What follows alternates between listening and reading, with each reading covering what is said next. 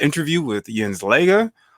He is the one who is professing that the possibility of why we have this malodor is due to gram-negative bacteria, and he's going to continue on talking about it. And not only that, within this part of the interview, he's going to tell us what we can do about it.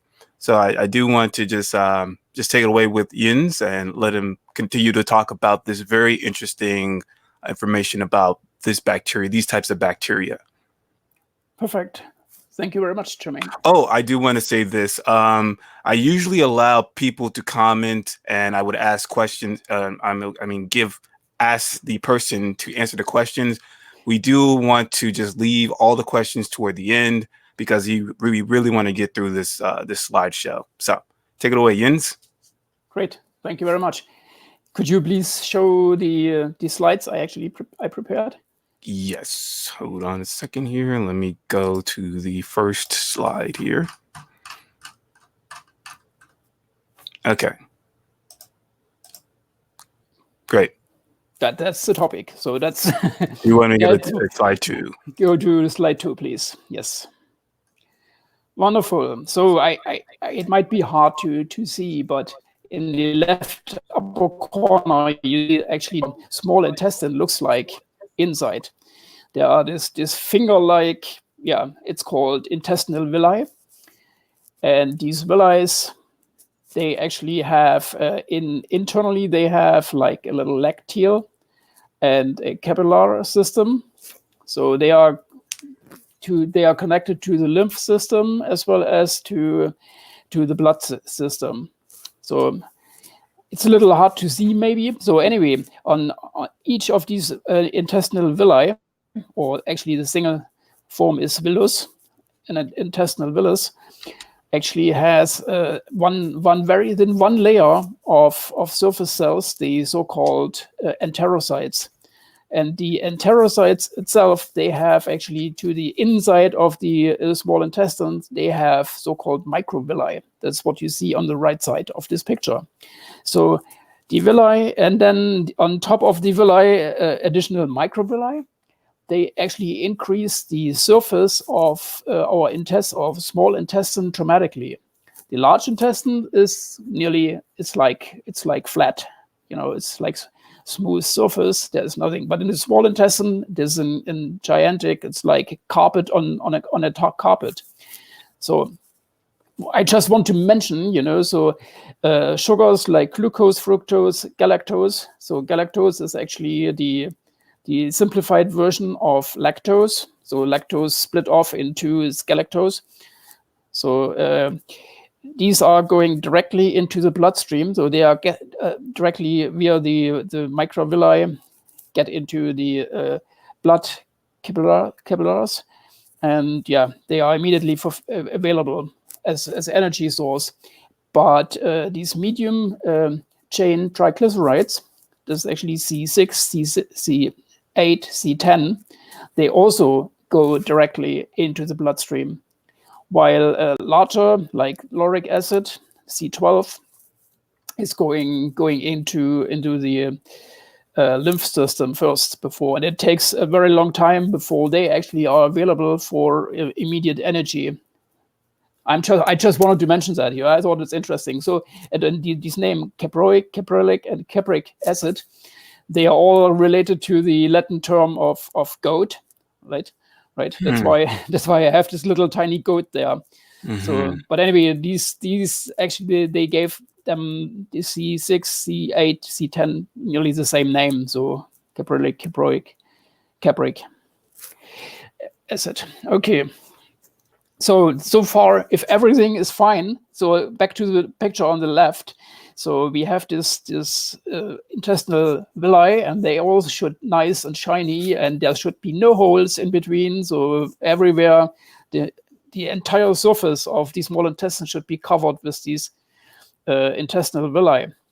So unfortunately, certain parasites sometimes, or bacteria, fungi, and so on, they can actually destroy that. And then, entire villi could actually be destroyed. And then you have holes in between. And then food is actually going directly into the bloodstream and creating a lot of havoc So it's really bad, So if, for example, larger food particles, go into the bloodstream, then we get inflammations and everything. So that's why it is very important to take really good care of the small intestine. It's one of the most important organs. People do not consider that. Let's go to the next picture. Wonderful. So on the upper left, once again, there is, for example, one of these, how an E. coli looks like. So this E. coli cell, so here it's a little hard to see, but they have very tiny villi, and then they have flagella at the end. On the south pole here, they have this flagella that's like their propeller. They can actually use it to move. Some of these bacteria have actually flagella all around. So some have 1, some have 20. So, but it's very usual to have these flagella at the end on one of the poles. So what you see then, we have our intestinal villi. So, and if you go to the right, then you see, where the microvilli are.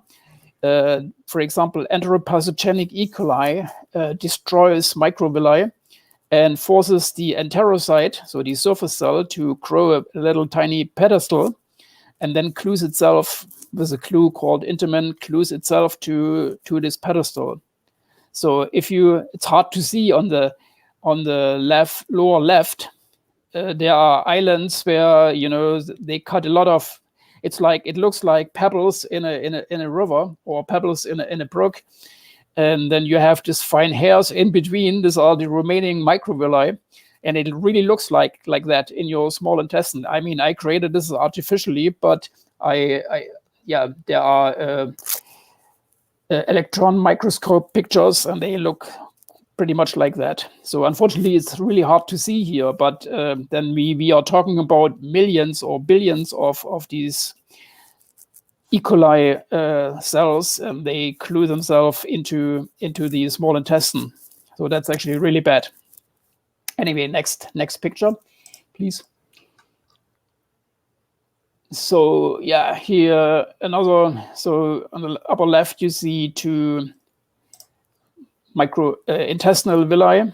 As I said, they have this one layer of surface cells, the enterocytes, and you can see, for example, in this right upper corner, for example, the enterocyte with a nucleus, and then bacteria actually on top, destroying some of the microvilli, and then glue themselves in, and they also interact with the cell. They are able to suck certain substances out and inject certain things. They really take over control. So on the lower left side, you see you can see these 2 pictures. They look a little odd. So one actually represents apoptosis, the other one is necrosis. So last time I already mentioned an enterocyte lives only 4 to 6 days. So it's actually that much stressed, it has to die after at least 6 days. So like what you see on the upper right, this cell.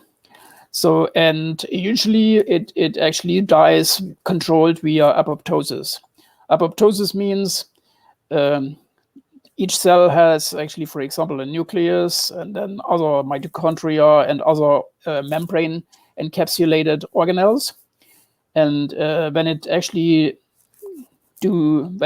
apoptosis, it actually is taking care, the cell is taking care as the last action, that all fragments, it will break apart into fragments, but all fragments will be encapsulated in a membrane.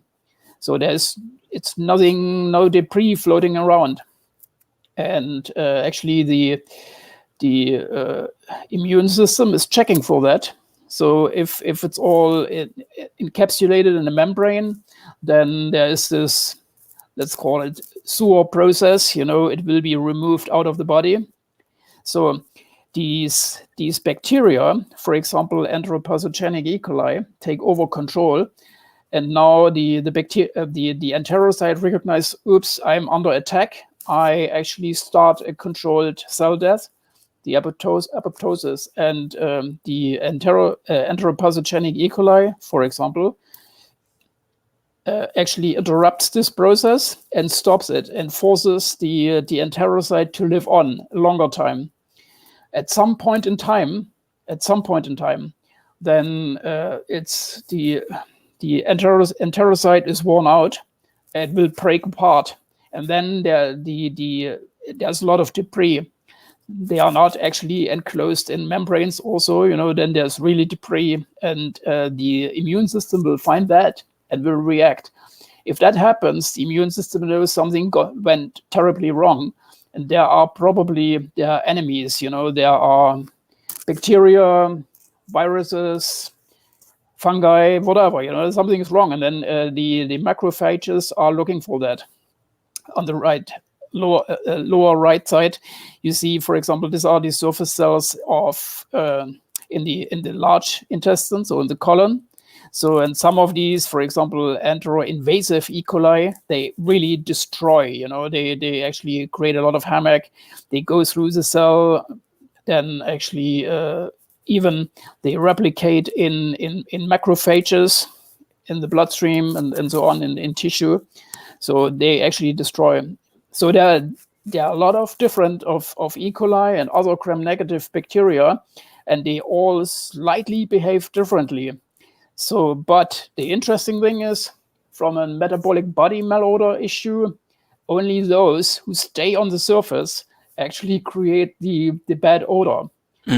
Those going deep into the tissue actually create inflammation and pain and diarrhea and whatever, but usually do not create bad odor. It sounds odd, but it is like that. And the reason is, we talked about that, these bacteria staying in the inside, in the small intestine, they actually ferment glucose and metabolize other substances like trimethylamine, choline, and into trimethylamine, and also, that's actually very important, tryptophan into indole. So that's why. So there's an entire host of different bacteria, and they all do something kind of similar. So nevertheless, they are slightly different. But what they do to us is actually the same. So from this point of view, it doesn't make a big difference if you call it Klebsiella or if you call it E. coli or pathogenic E. coli. It doesn't make a big difference for us. So anyway, would you please go to the next slide? Yeah, that's actually so what we also talked about last week. Some of these, let's talk about hosts. Some of these bacteria, they don't care what the host is. They just need a multicellular organism. So it can be a goat, it can be a horse, it can be a donkey and rabbit, it can be insects, it can be reptiles, chicken, ducks, whatever. So it's very interesting. So usually, if they want to, if they want to get rogue, they can. So usually they normally, under normal conditions, reproduce asexually by fission. So it's like in the middle, they actually, so they split off in the middle, and there are two cells and grow back to the original size, and then you have two. And they are able, under perfect conditions, they are able to do that every 20 minutes. And just a simple calculation, if you consider that, so after 10 hours, normally you cannot start with one bacterium, but usually, let's consider we start with one bacterium and they split in half, and then again and again. So after 10 hours from originally one bacterium, you have 1 million. After like 13 and a half hours, you have 1 billion. After 17 hours, you have 1 trillion. That's probably, when that happens, then you have a sepsis, and you probably are already dead. So if you approach some of these bacteria with antibiotics, they try to run, or they try to find what's it called? an enzyme. I'm sorry. They try to find an enzyme to break down the antibiotics. So, and there are bacteria, especially from the E. coli brand. Some of them, they actually were able to find all the enzymes to break down all known antibiotics, even the reserve antibiotics in hospitals. So there's nothing left. So, I mean, from time to time, someone comes up with new antibiotics, some researchers, but nevertheless, they are quick. They actually adapt. And one specific cell of let's say, E. coli actually finds an enzyme. It will put the blueprint of that into the DNA. And then it actually reproduces sexually. So it has this fine hair, so called pili. It will actually grab another bacterium close by, and it will actually, it will exchange this DNA part and DNA fragment with this other bacterium. So, and that's, so in a couple of hours, all living bacteria in your gut, and all these gram-negative, even, so they are able to, for example, E. coli can actually give that blueprint in the DNA to cholera, for example, maybe even to Klebsiella. So they are not, it doesn't have to be a specific E. coli brand, they are actually not very specific there. So as a result, once just one bacterium was able to create an enzyme, very soon all of them are able to do that, and this antibiotic doesn't work anymore. You have a multi-resistant bacterium in yourself. It doesn't mean they will kill you. It doesn't mean that, but they will survive. So if you, with a healthy lifestyle, you might actually live another 50 years or another, I don't know, lifelong before you die, so a regular unrelated death, So anyway, I'm just saying, so it is bad if you, for example, in a hospital, and there are really sick people with a very weak immune system, the bacteria you can spread, could actually kill other people. So anyway, that's, and for us it's bad, because, or for people with metabolic body malodor, it's bad because these bacteria create this bad odor, and it's nearly impossible to get rid of that. Okay, let's go to the next slide. Let's talk about some diseases. So I even forgot to mention some diseases, So for example, some of these E. coli bacteria, for example, are also able to create a colorectal cancer. That's actually proven. So that's because they have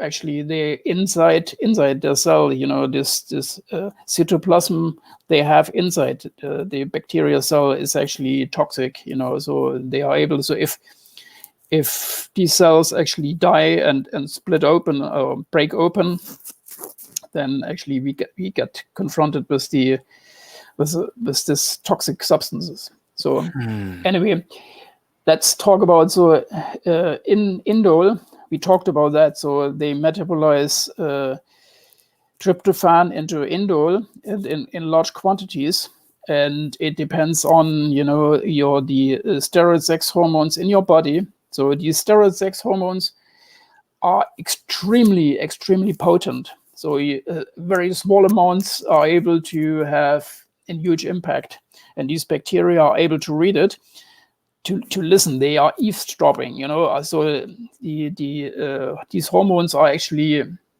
used for internal communication in a mammal or in human or in whatever multicellular host, and they are able to eavesdrop and react accordingly. So, for example, if there are big changes in steroid sex hormones in our body, for example, or in endocrine hormones, then they react, for example, by increasing the metabolism of certain substances like tryptophan. So as a result, in the upper right corner, the pictures there, they produce a lot of indole, and that's actually, besides the fact that's very smelly, so it smells like fecal odor. So this indole actually needs to be changed, broken down, or changed in the body, and it's reabsorbed into the bloodstream. Then it's coming out over the skin and lung and nose and mouth and things like that. But in the liver, the liver tries to do something with it, and it creates indoxyl sulfate. So that's actually not that smelly anymore, which is good. But if there's a lot of that, then that's actually an issue for the kidneys as well as for the liver itself. So it's an issue. So it's becoming toxic kind of. So that's actually a big issue. So we don't want to Can you die from by it? the heart, the heart, it attacks the heart. So the indoxyl sulfate also attacks the heart. Say again? Can you die from indoxyl sulfate? I don't know. Maybe you can get a heart attack. It not so. Nevertheless, it's a slow death. You will not die immediately. It's a slow death. So slowly your kidneys are destroyed. So what would help against that is activated charcoal. So if the person with this condition will actually experience trouble with other people. So one thing could be to take activated charcoal, because so charcoal has a very large internal surface, and it will actually suck up the indole, and so with that reduces the amount of indole available. So the indole will not go into the bloodstream and will be pooped out. So that's actually really good. There's a negative side effect, and that's actually it could result in constipation. So you have to take care of the constipation. It's very important. So because when the transit time increases, then these bacteria have more time for what they are doing, for example, for the fermentation process. So that's actually really bad. Then the body odor will actually increase badly. So that's why it would be good to do something. We will talk about that a little later. So, for example, eat spices so that you need to go to the bathroom at some point in time. Maybe use magnesium, like calm magnesium. Yeah, things like that. Or actually Epsom salt for hardliners. Epsom salt is brutal. So anyway, that's actually so.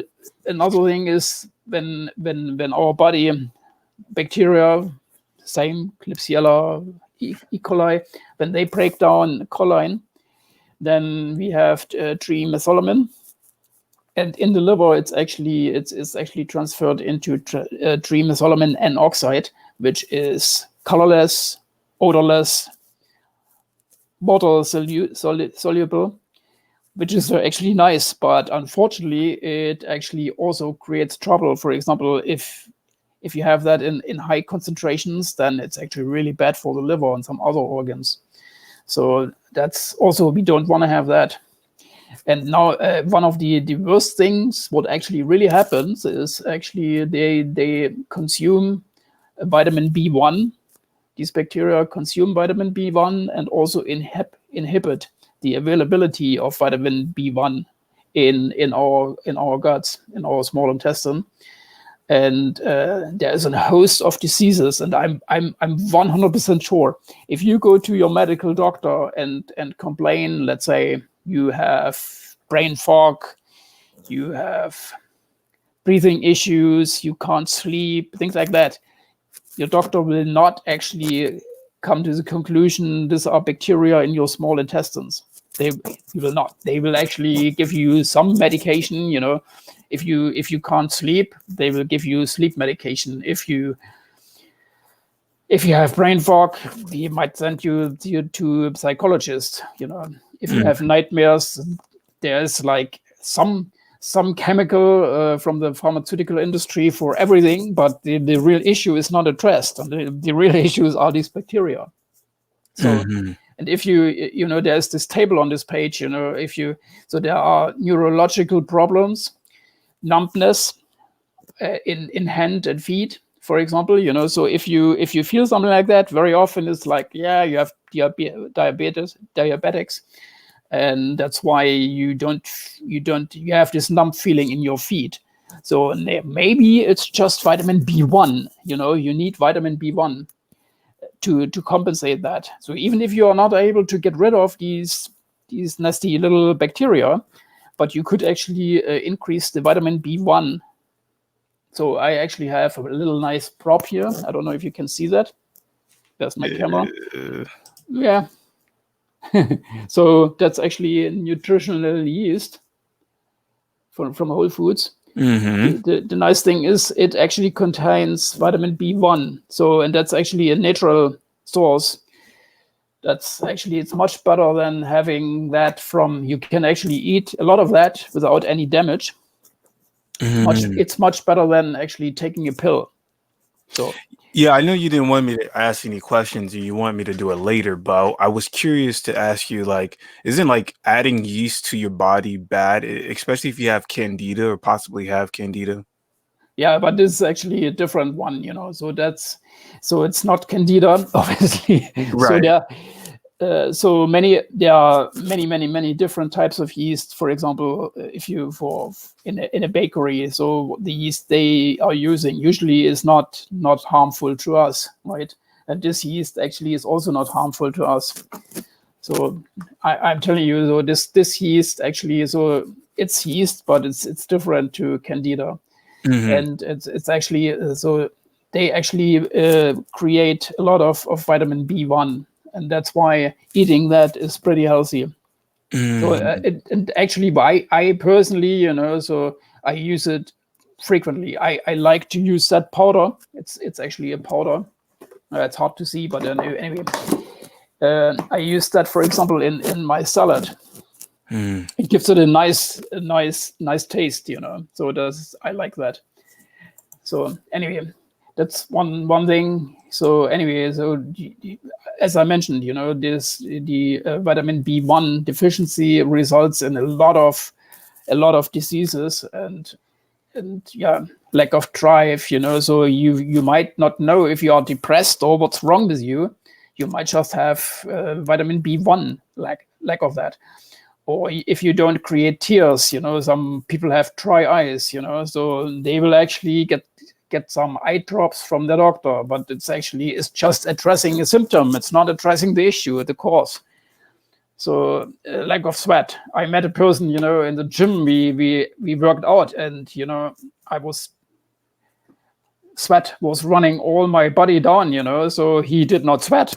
Right. This is actually completely odd. So now actually I know that he might actually have an issue, not enough vitamin B1, So for people who do, I'm already asking questions, but for people who do sweat profusely, would you say that they are okay with B1 or? Yeah, they are probably okay. This is just when there's no sweat at all, Interesting. So anyway, there's this list. We can actually also share, if you like to. We can share the slides or whatever. Right. So it results with vitamin B1. So there are neurological issues, as I said. You feel numb hands, numb feet.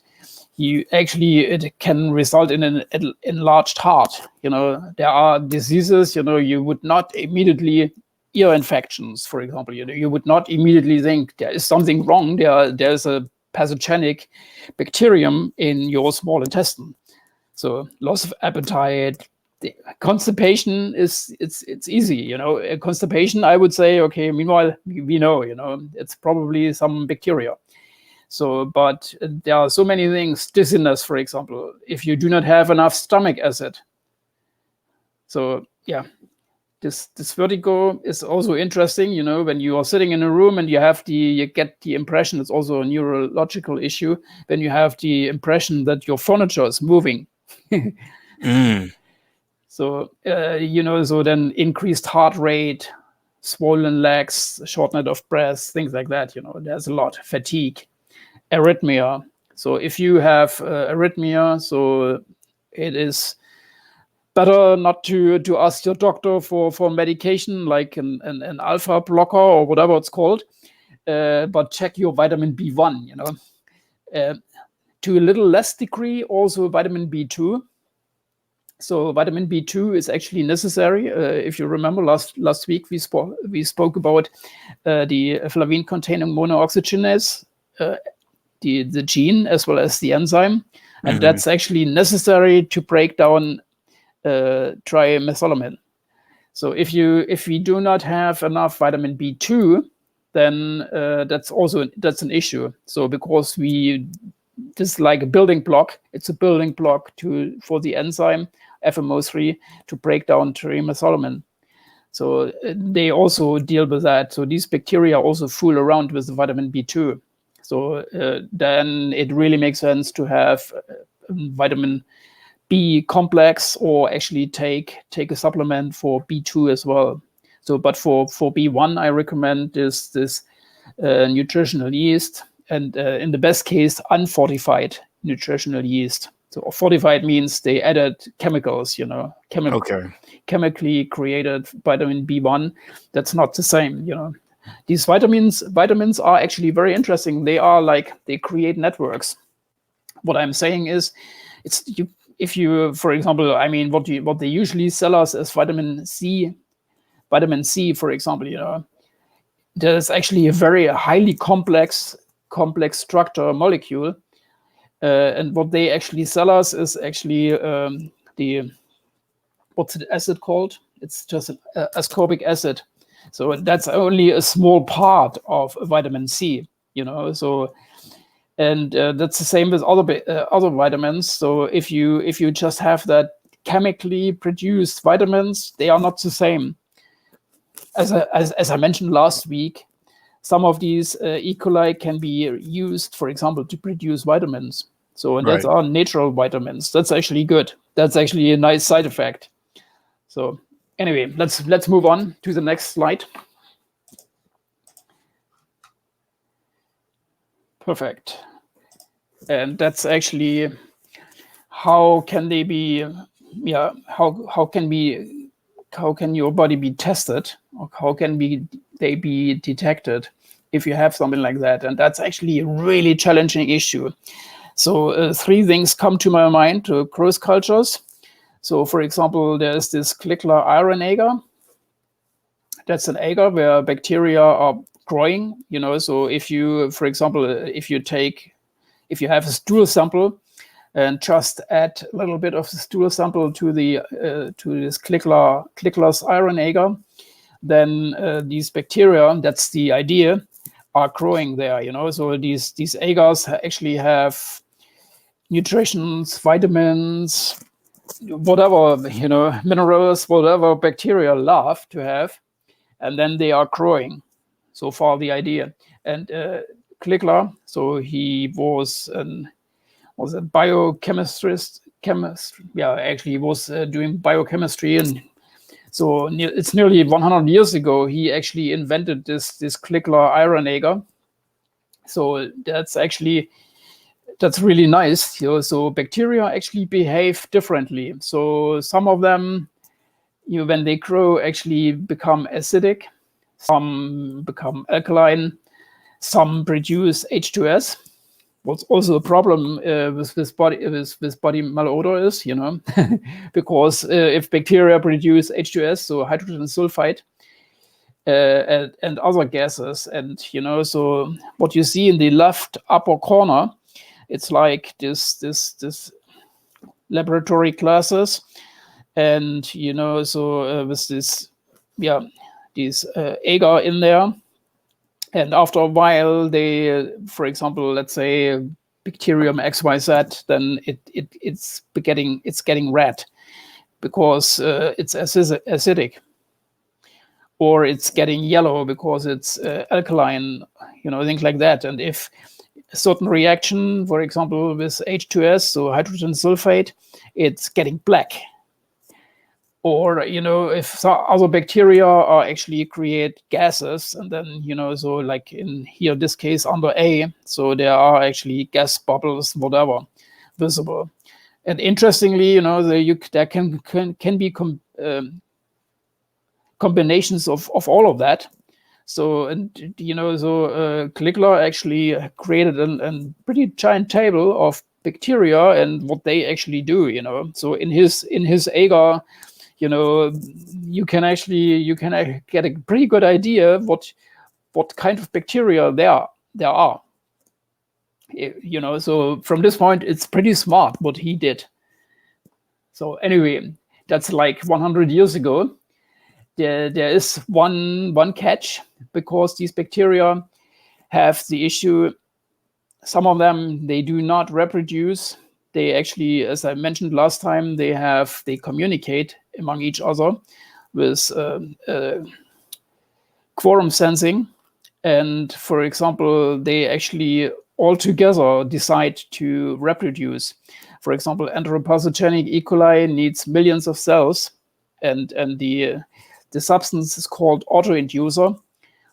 So they have multiple autoinducers. One of the most important one is autoinducer 2. Doesn't matter.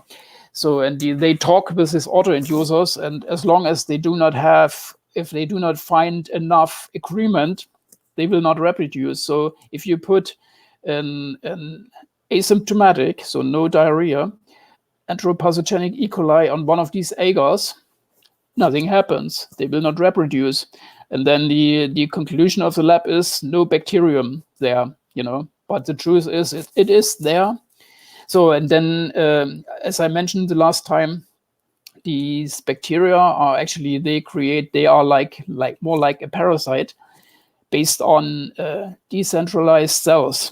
So they actually, so it's one organism, but they are decentralized. And that's why they are all talking to each other. And I forgot what I wanted to say. Yeah, maybe it's coming back. So there's actually one method with this agars. Another one is the polymerase chain reaction. Interestingly, the inventor of the polymerase chain reaction, Kari Mullis, died like 2 weeks ago. Wow. Yeah. So he got the Nobel Prize for chemistry, biochemistry, or something like that, in 1996 for his invention. And it was interesting because he actually he wanted to do his hobby. He left research and created a bakery and was baking bread.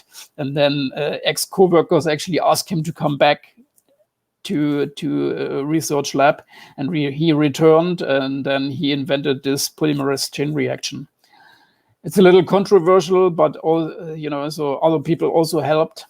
So how it works is you actually have a DNA, a piece of DNA, or a small fraction of DNA, deoxyribonucleins, nucleic acid, and if you heat that up to 96 degrees Celsius, what is it? Is like 200 Fahrenheit or something like that, in this range. If you heat it up, then the DNA splits off. And if you then in an annealing, so cooling down process to 68 degrees, if you have a heat resistant enzyme which is able to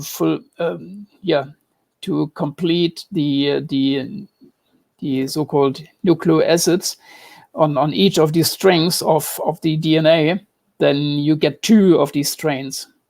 And then you repeat this process, so it's like you do that multiple times, and you can actually elongate these fragments and whatever.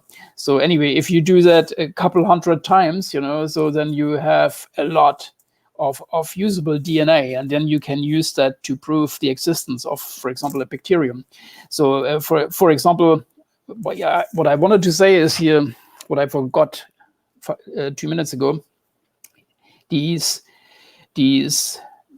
let's call it parasite bacteria organisms, they try not to lose cells. They try not to lose living cells, even if they are decentralized and not connected. They try not to lose cells.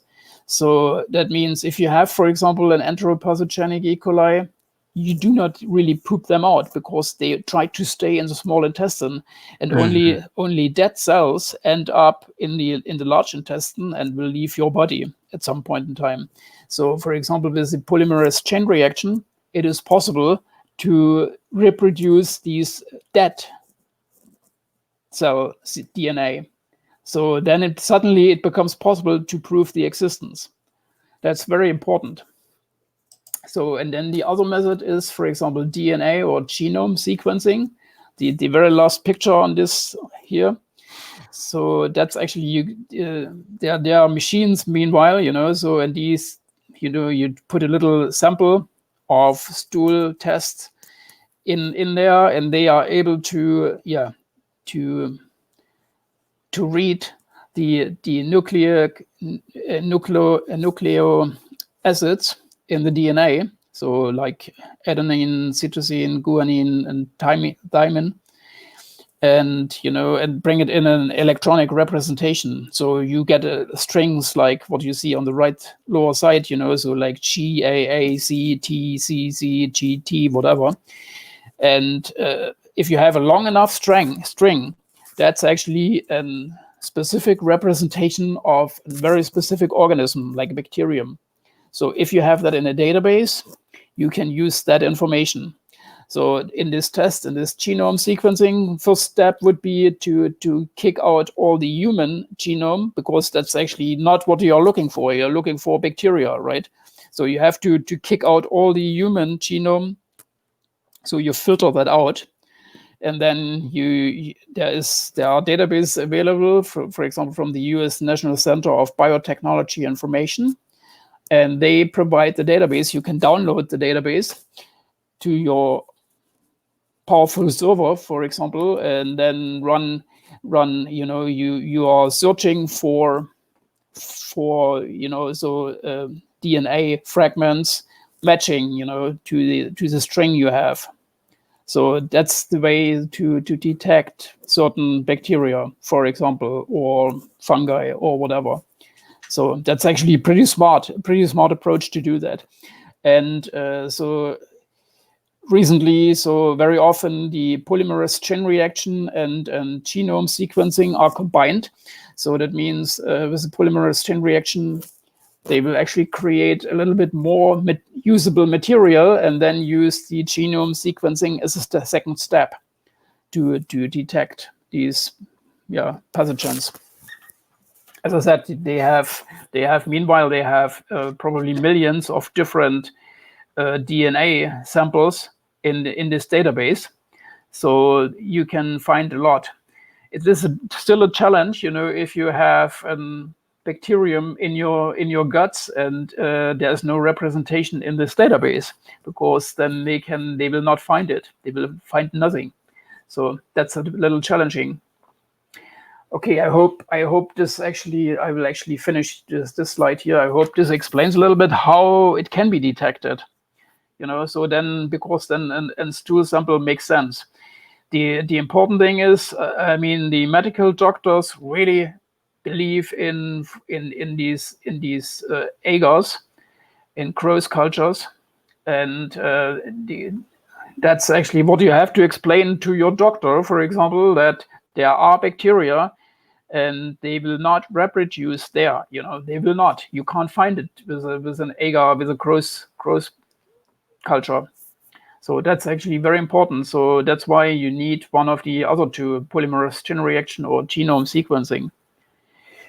Okay, let's go to the next slide.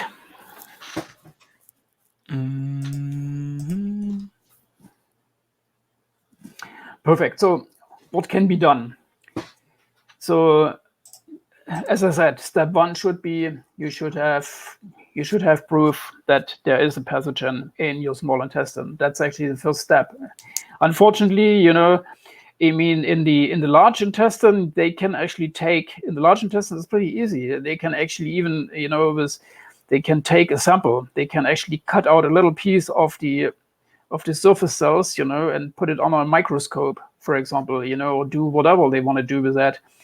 Small intestine is complicated because you have to go through the stomach first and then into the small intestine, and the other side, there's also the risk to damage, for example, these sphincters.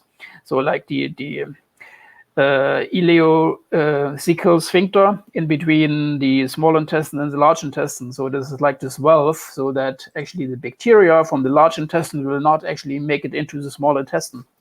So anyway, the issue is mechanically, it's really hard to check it out, and the lab tests. So if you would use a microscope, so if you have some of the surface cells of the small intestine and you put it under a microscope, you could see that. You could see these bacteria glued to the pedestals, they created. You can see that. But they are not coming out, so that's why it's not so easy, So and going through the large intestine into the small intestine, if you take a look in this picture here, it's a very long way, and then you really risk to damage the valve to the small intestine, and the same as if you go through the stomach into the duodenum, you also risk to damage this valve. There's another sphincter. So anyway, that's actually challenging. So let's say there is a proof you have some of these pathogenic bacteria in your small intestine. So as I said, nowadays most of them are multi-resistant against all kinds of antibiotics. One reason is because we get fed with antibiotics because all the animals get antibiotics all the time. Like if you just eat beef, and you get antibiotics, So and these bacteria, they are used to that now. They don't have an issue with that anymore. So anyway, so ciprofloxacin is one of the antibiotics. Some of them are still sensitive to that. Some of them, but not all. So then there are other like tiger. I forgot the name. Tiger. Yeah, something like that. So this actually is pretty toxic. So that's actually not used, or it's only used if it's a life-threatening disease. So anyway, bacteria are still not resistant to that, but your doctor will not give it to you, unfortunately, because he is afraid that might kill you. Tigerfloxine or something like that is the name. So that's actually bad, and that's actually forbidden since I think 2011 to use if it's not as a last resort. So anyway, there are also on this list here, there are other things what you could do, what I also do not really recommend right now. So it's like hydrogen peroxide, sodium chloride, pure turpentine, gum spirit, and so on. I tried, by the way, I tested all of that. You survive, it will not kill you. But yeah, that's actually like kind of medicine if there's nothing else, What I'm saying is, let's say there's an economic crash and all the supermarkets are closed and drugstores are closed and you have no access to then these three, so sodium chloride, hydrogen peroxide, and pure turpentine gum spirit, could save your life. So keep that in your mind, So what I'm afraid is with these bacteria, they might actually not withstand it, but they might actually take a dive and run, go deeper into the tissue, and then you actually have more trouble than before, because suddenly you have bleeding and you have cramps and whatever, diarrhea and things like that. So that's why it's also not the easiest thing, But if nothing helps, I mean, it would be worth trying that. There are explanations how you have to do that. So you can't just take it, you can't just drink H2O2 35% food grade. This will actually, it's like an acid, it will actually destroy your guts completely. So you have to know what you're doing. There are protocols for that, and there are protocols for sodium chloride. So, for example, like how many drops into the water, you have to do, and things like that. And the same with turpentine, for example, with sugar. So anyway, I'm just telling you, you can these can actually can be helpful against these pathogenic bacteria. They can even, some people cured their cancer with that. At odd it sounds, but yes. And then the other one killing is actually bacteriophages. So those are bacteria eaters. And I have, after the slide, after 2 slides down, so I will actually talk about bacteriophages. Bacteriophages would be my first choice if I could use them. Unfortunately, there was no research done in the Western world. So in the United States and in Western Europe, there was no research done on bacteriophages. They do the process is called lysis. These bacteriophages, they are small like a virus, but they look for specific bacteria, then actually inject their DNA, reproduce in the bacterium, and then, so the bacterium literally explodes. And then as a result, from one bacteriophage, you suddenly have 20 or 100 bacteriophages, and they all look for the same type of bacteria. So that's very specific. So it's like one bacteriophage is only able to deal with 1, 2, 3, whatever, maybe 10 sometimes, different bacteria. So that means you have to have the exactly right one. So you can't actually take it like a prebiotic also, or probiotic. You can't take it like that, So you have to have a specific one. So someone has to check out what kind of bacterium you have. And then there are also databases to match, so you need to have the exact right bacteriophage type. So the nice thing is, as I said, they only look for 1 or 2 or 3 types of bacteria. They do not care about our cells. So that means they actually very quickly look for this bacteria. In the process of lysis, they destroy all these bacteria, and within like 4 hours, they are all gone. The bacteria are gone, and the bacteriophages are disappearing as well. That's actually really cool. That's actually one of the best things, completely no side effect to our body, and the bacteria are gone, completely destroyed. So nothing left in 4 hours, So currently, University of San Diego uses that. So for real sepsis, then they actually try to use it, and they saved some people's life, I mentioned before, so in a very short period of time, like 17 hours, you can have trillions of these bacteria if they go rogue on you. So, and then that's actually a death penalty. But with bacteriophages, you can actually reverse this process in a very short period of time till the last bacterium is killed. These bacteriophages will not stop. And then it's over, and they are gone. All are gone. Bacteria are gone. So that's actually really cool. Okay, next, let's talk about healthy ketogenesis. So means ketogenic diet. So it's like you actually, if you remember the one slide, I talked about this fatty acids like caproic and caproic acid. So these, for example, they also go into the bloodstream. It's like it's a fat, but it's behaving like glucose. And nearly all of our cells in our body are able to eat fat cells, while all these pathogens are not able to do that. The pathogens need glucose, or in sometimes also glutamine. So that's why glutamine is also, for example, enterocytes are eating, or enterocytes, the inner lining of the small intestine. These cells also eat glutamine. But usually, so our brain, our heart is actually working 100%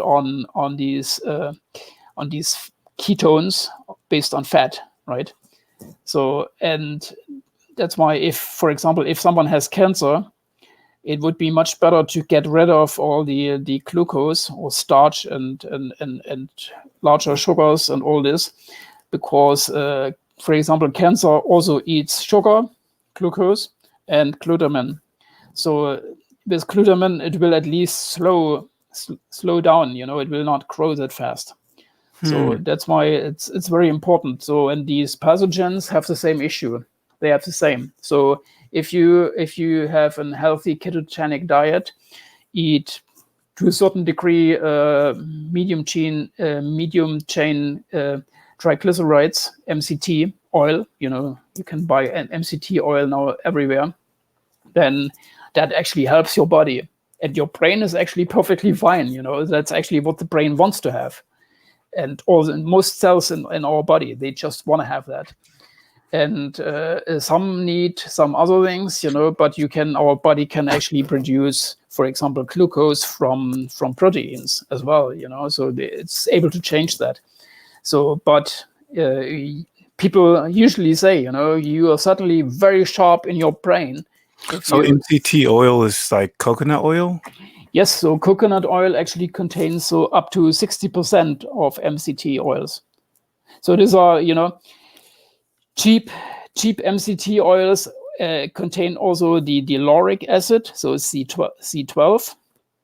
Unfortunately, that is actually not working like that. It's not unhealthy, but the difference is it's not going into the bloodstream. It will go to the lymph system first, and it takes quite some time. So anyway, lauric acid is cheaper, you know, so that's why the cheap MCT oil has more lauric acid.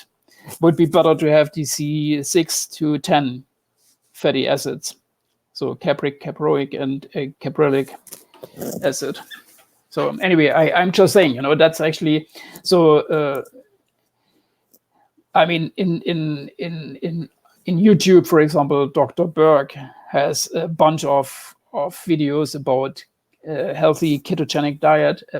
So, and it really makes sense, you know, to do that. So so people with dementia, you know, so you can actually repair their brain with that, you know. So if you have a really healthy ketogenic diet, the brain will repair.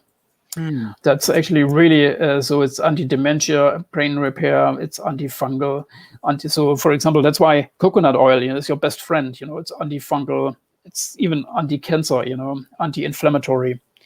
And that's actually, the point is, it's saturated fat. It's saturated.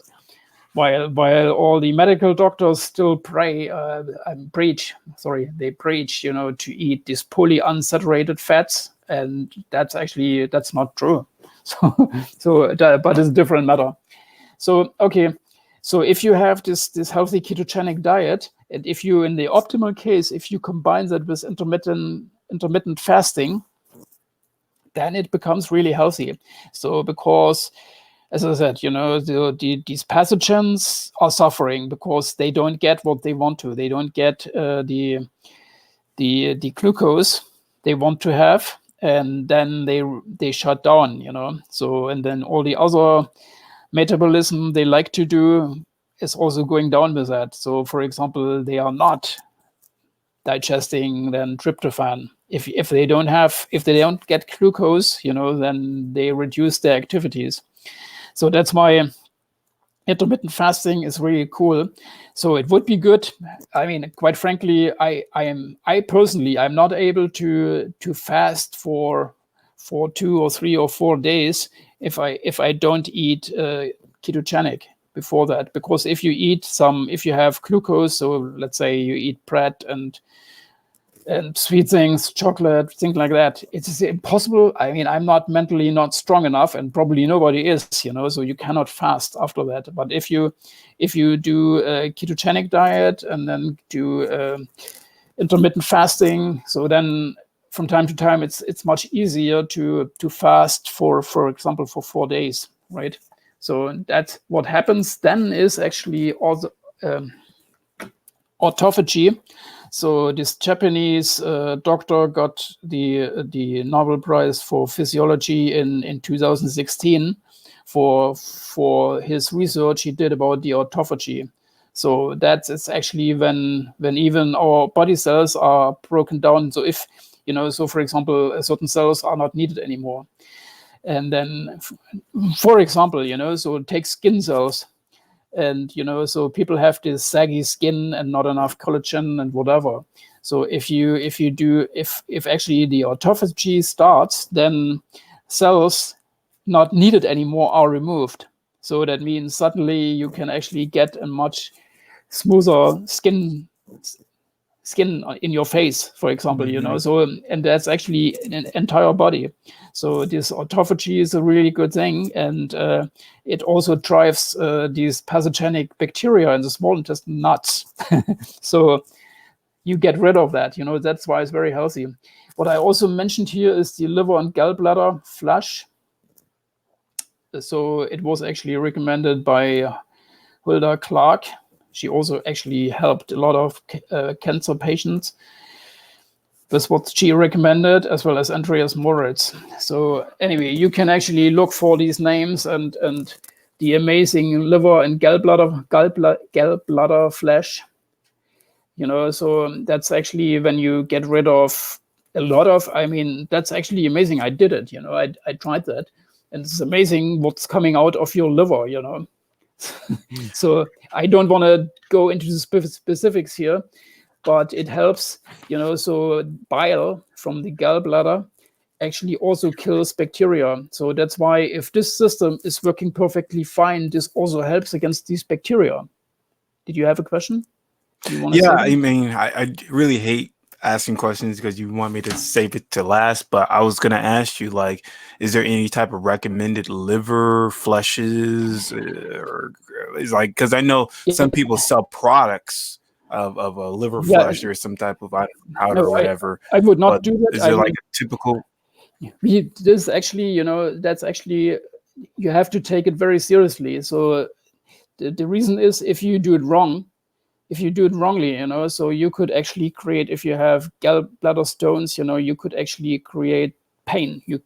So that's why it's not just, you can't just say, I can't just talk about that for 2 minutes. So it would take longer. We could actually, another day, another time, you could talk about that.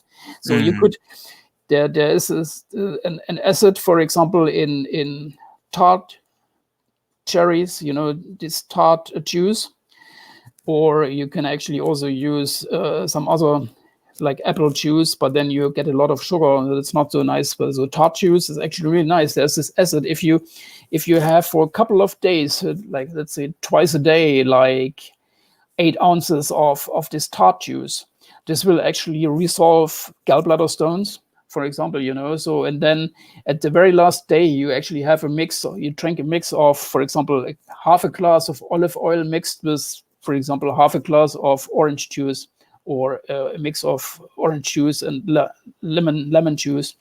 So what will happen is then your body will produce a lot of bile and flush everything out. And in the liver is like, it's like the exit is like a delta, and it ends up in this bile duct, right?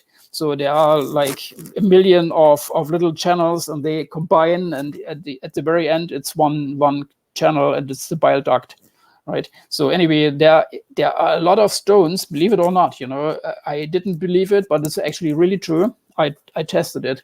There are a lot of little tiny settlements in this delta from the liver. If you do this gallbladder flash, then everything is coming out, and you can see it. You can see it. So anyway, but let's not talk about that. You have to be really careful with that. You need to know what you're doing. That's why we could actually have another session and could talk about that. So yeah. I would love to do that.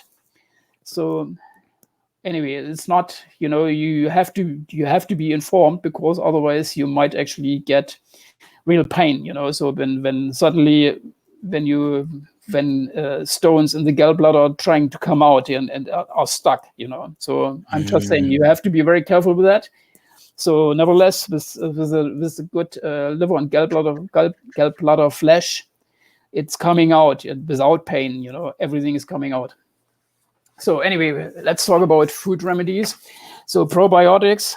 So especially bifidobacteria and lactobacillus acidophilus. That acidophilus means acid-loving bacteria.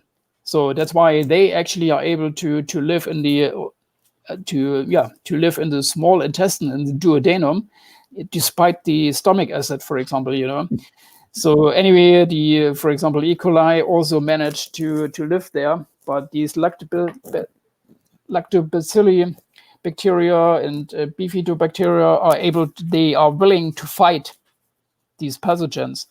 The only issue is the pathogens are smart and they learn how to fight the good bacteria. So that means if you take pills, you have to, for example, with like if you take some of these probacteria in capsules or things like that, you have to change them. So from a weekly basis, you should not actually buy one type. You should actually do some research in the internet and then buy 2 or 3 different types. And then always flip, So then you drive your pathogenic bacteria in your small intestine, you drive them crazy. So unfortunately, these probiotics are transient. They go through and then they are gone. They just go through. They will not stay there. They have no mechanism to connect to like these pathogens. They are able to glue themselves to the intestinal wall, while these probiotic bacteria just go through. They have no mechanism to stay there. And they pass through and then they are gone. That's why it doesn't help too much. It has no long-lasting effect, So you have to do that all the time. So then very important is prebiotics.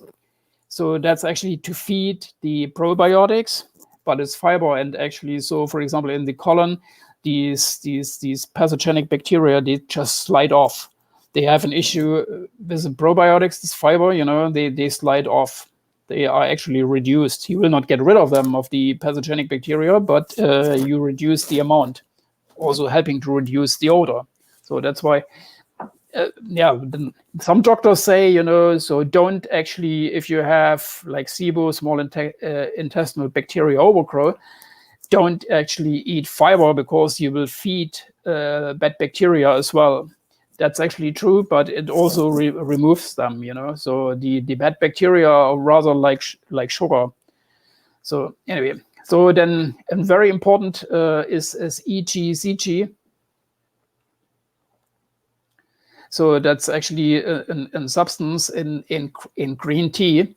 There are some foods and there are teas. So green tea is like, if you have per 100 milliliters or so, you have like 4.2 gram of these EGCG. Bacteria do not like that at all, So the pathogens don't like this substance.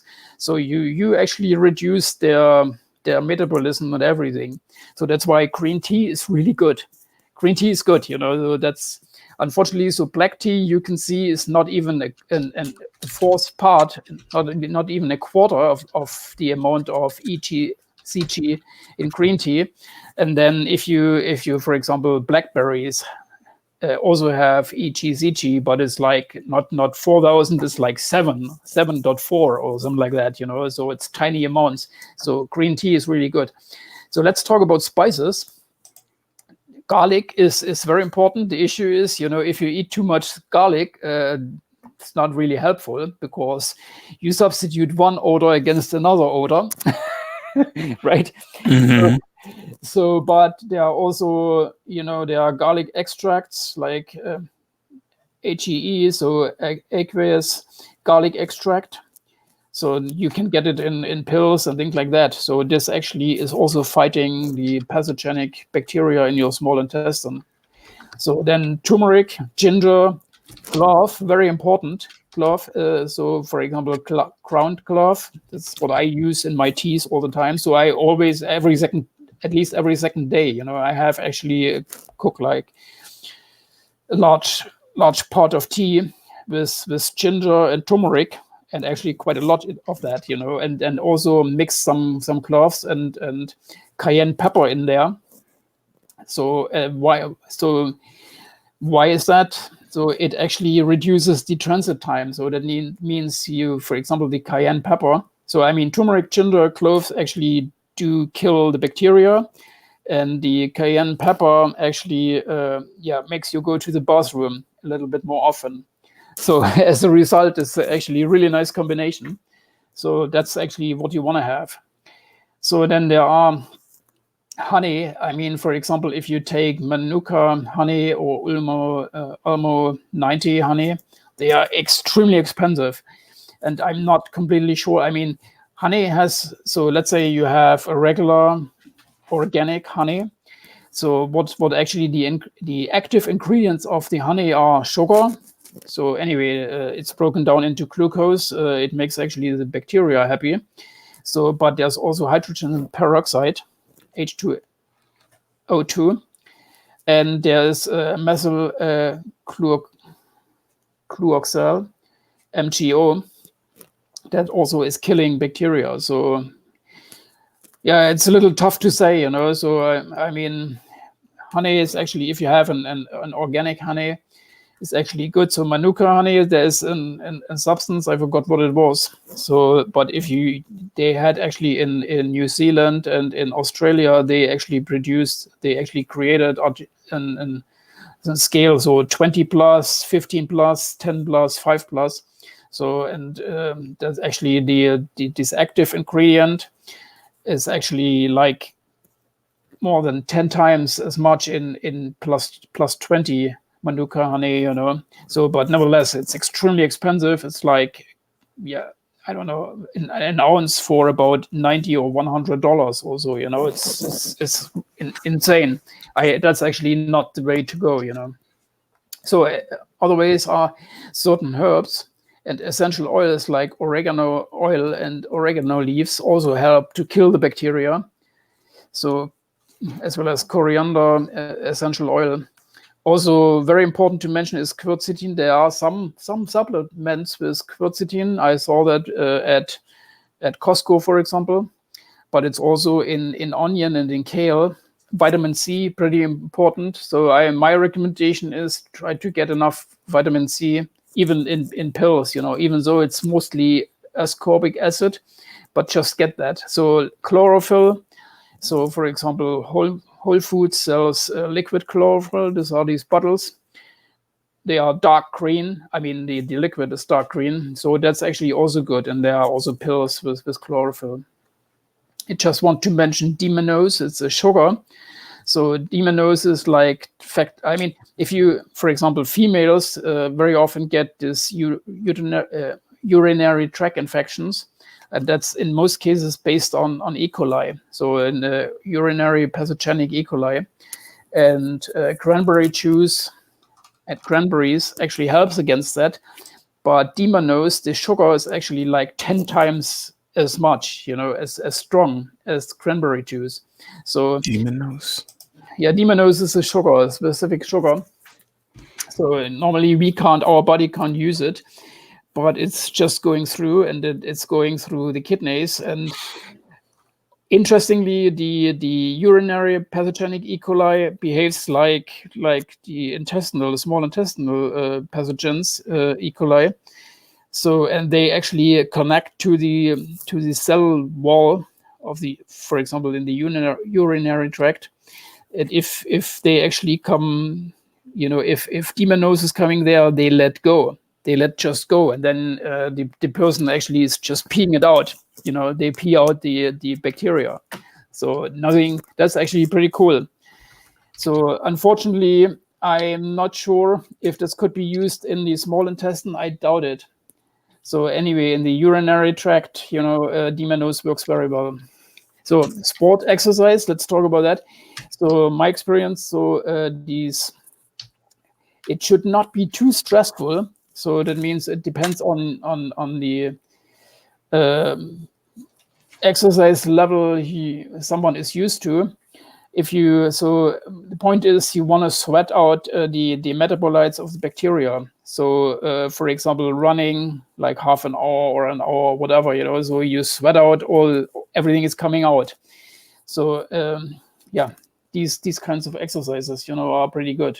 Then you get rid of the metabolites and also with that, sport has a positive side effect on the endocrinal system. So, and then everything, and also the steroid sex hormones, everything smoothes out, and then this reduces the activity of bacteria. Could you go to the next slide, please? Right.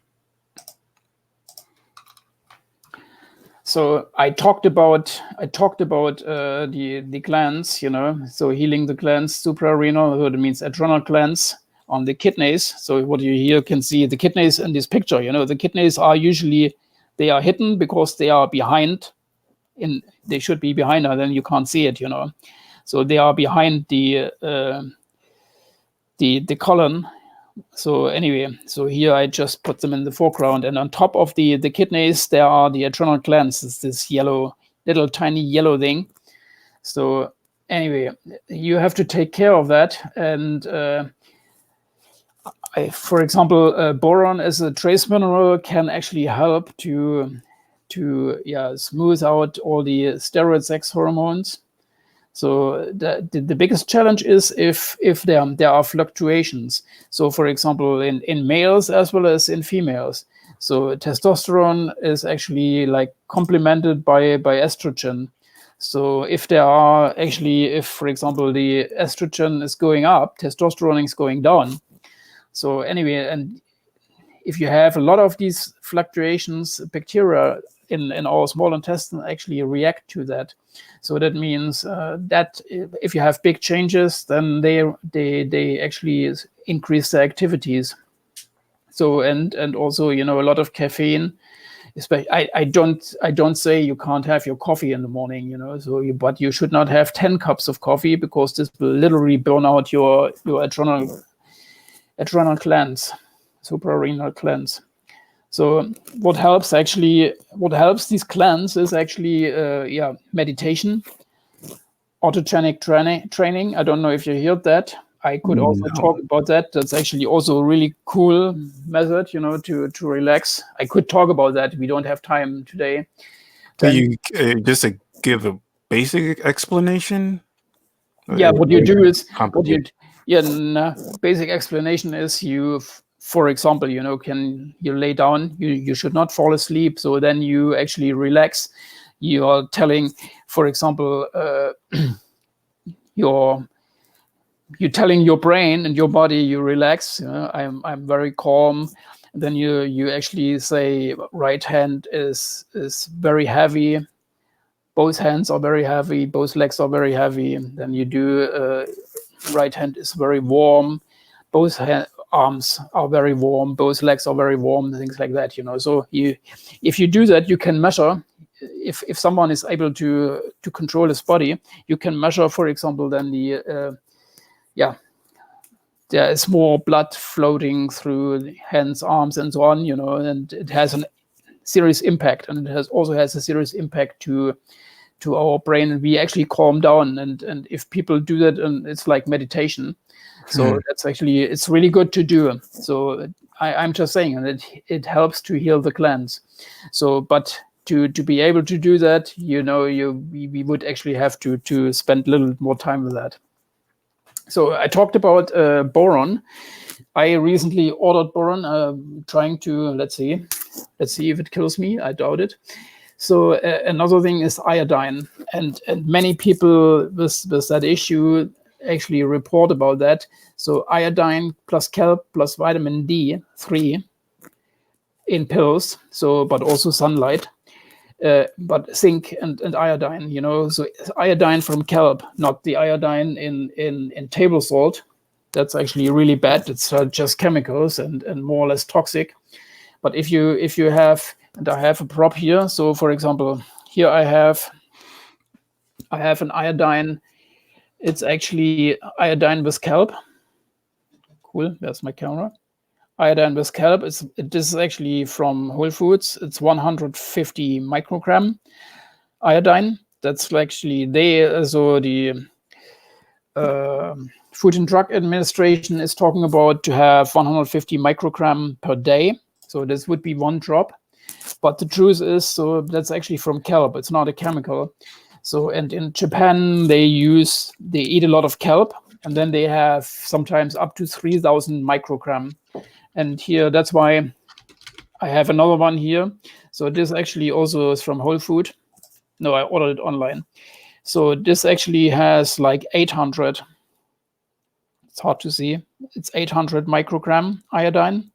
It's also from kelp, so it's not it's natural. So, and my personal opinion, so it's actually good to have like 2 of these drops, so 1,600 microgram a day. It is not toxic. So I would not do that if it's just the chemical iodine, but actually in kelp it's fine. So as I said, in Japan they have like on a long-term regular basis like 3,000 microgram of iodine, and they are perfectly fine and healthy and get 100 plus years old. So anyway, you should actually that's actually a very important thing: iodine from kelp plus zinc plus vitamin D3. The best case, vitamin D3 from sunlight. So also you have to care. Your medical doctor might help you with that if you have hyper or hypothyroidism. So if you have an over or an under function of the thyroid in your neck.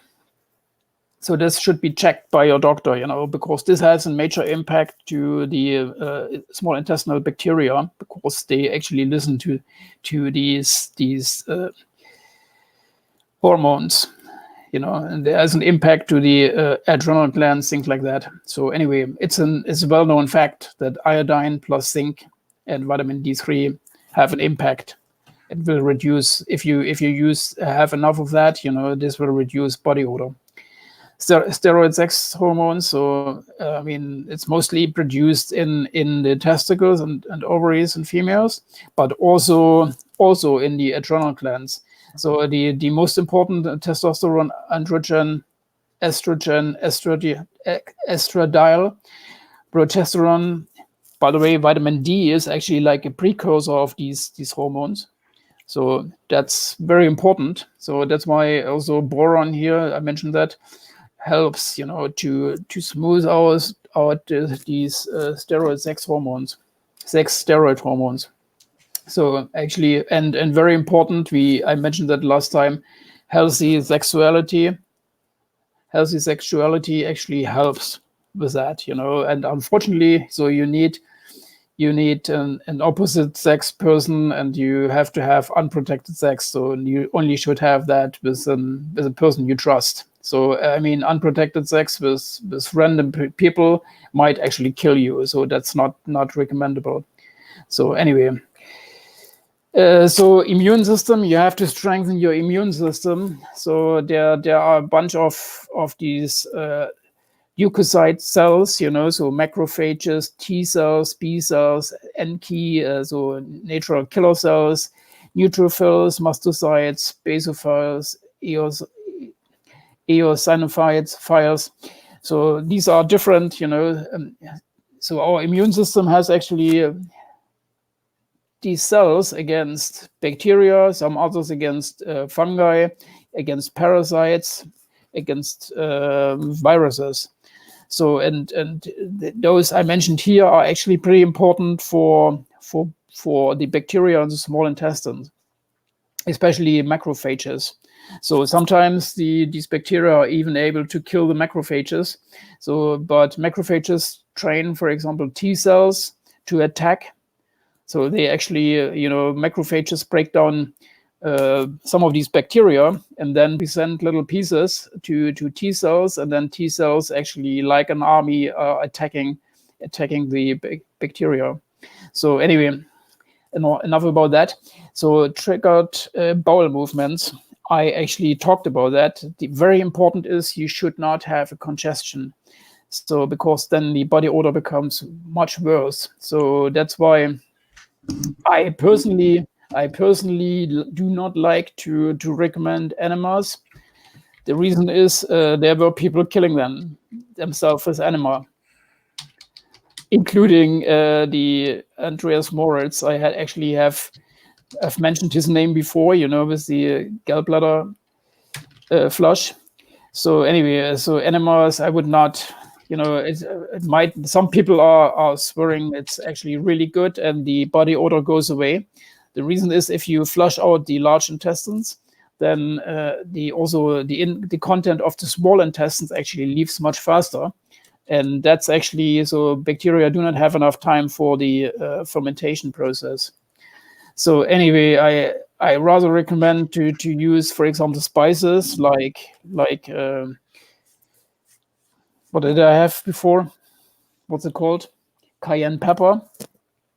Or just use calm magnesium. There are these packages. You can buy it, for example, from Whole Foods, calm magnesium, or for people brutal against themselves, can use, for example, Epsom salt.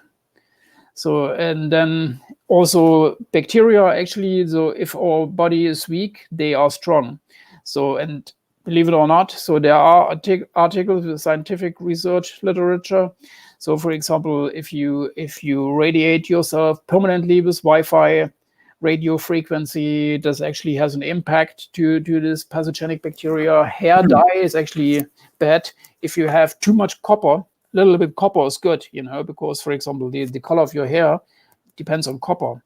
So, but anyway, you should try to avoid alcoholic beverages and especially acid-aldehyde-rich food. So that's like white and sparkling wine. Instant coffee has extremely high levels of acid-aldehyde. Coffee normally has high levels of acid-aldehyde, but especially instant coffee, is what you can resolve in water. So melon whiskey is high in acid-aldehyde, and also green tea, orange soda. If you eat an orange, it's probably fine, but these orange sodas and artificial orange juice, they have high levels of acid-aldehyde, and people actually have really bad experience with orange juice, but also lemon flavoring and apricot liquor. So anyway, so alcohol is actually changed into acid-aldehyde in your body in the first step to break it down. So that means if you drink a lot of alcohol, you get a lot of acid-aldehyde that actually is creating the headaches and nausea and vomiting, things like that. It's not the alcohol, it's the acid-aldehyde as an intermediate step, to break it down. Okay, let's go to the next slide. Just wanted to mention that. That's a bacteriophage. So they are really, really, really tiny. They are like viruses. So what you see on the left side in the head, there is the DNA of the bacteriophage. So then it tries to find a bacterium, and with the base plate, it sits down on the bacterium, and through this pipe-like body, it actually injects the DNA into the bacterium.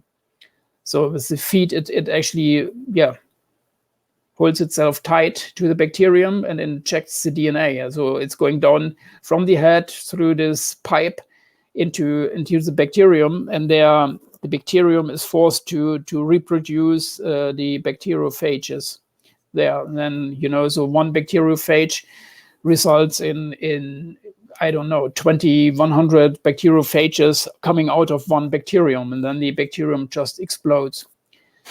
So, and that's a very fast process. Interestingly, on the right side, what is life?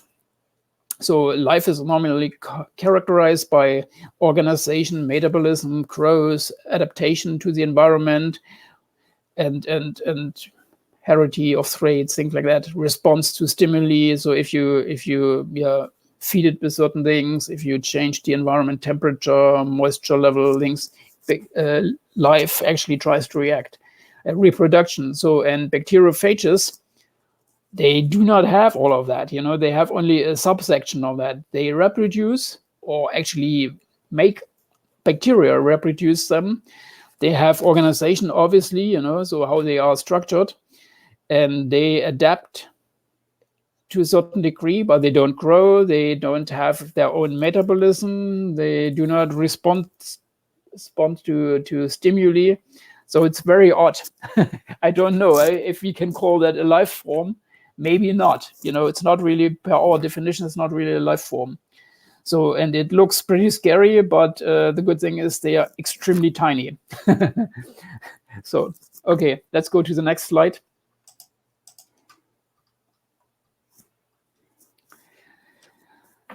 yeah, where to go, where to get help. So medical doctors versus naturopathic doctors. So I mean, I actually avoided the term for medical doctors, so allopathic doctor. So anyway, the issue I have is they actually, it's like for every disease there's a chemical from the pharmaceutical industry, and that's it. The truth is we are surrounded by things actually healing us. So food, for example, the right food will heal us, and the medical doctors do not even get an I mean, they have like a very short period of time when they hear a little bit about food, but it's not enough. It's not enough to heal people. With food, you can heal people. So anyway, you need a good relationship with your medical doctor. He might be able to help you, but as I said, medical doctors prefer for to detect certain pathogens. They prefer these lab tests based on crows cultures, and they very often do not work. They do not work as what I described. So for example, anthropopathogenic E. coli will not replicate on an agar because it doesn't find enough cells. It wants to have millions of cells, otherwise it will not replicate.